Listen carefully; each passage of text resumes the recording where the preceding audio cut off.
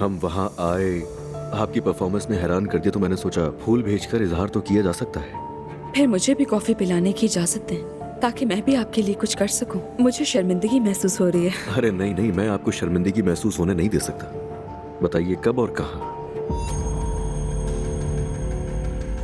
क्या आप ड्रिंक नहीं करते? नहीं, मुझे पसंद नहीं है। वैसे मैंने उस रात आपका अंदाज देखने के बाद कुछ और ही सोच लिया था। आपकी खूबसूरती देखकर मैं खुद को रोक नहीं पाया। बहुत शुक्रिया आपका। वैसे क्या अजलान आप उमर उनाल को जानते हैं? हाँ, वो मेरे अंकल हैं। वैसे आप जानती हैं उनको? बिल्कुल, हमारी पुरानी जान पहचान है। कभी कभार बात हो जाती है बस। समझ गया। मेरी उनसे बातचीत भी नहीं है। क्या वाकई में?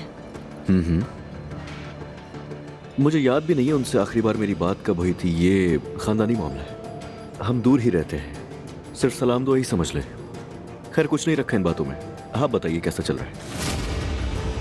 मुझे अब जल्दी निकलना होगा। यार, इतनी जल्दी? घर पर लोग इंतजार कर रहे हैं। आपकी बीवी?